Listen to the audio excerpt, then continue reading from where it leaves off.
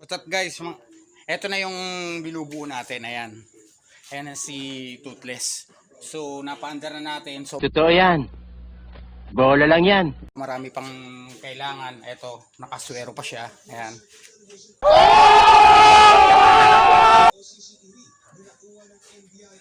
Nakita niyo ba mga viewers? Ayan yung ano natin. Yan yung project bike natin. So napaandar naman natin na okay na. Meron na rin siya mga preno. So kaya lang medyo may kumakadog dahil dito sa no?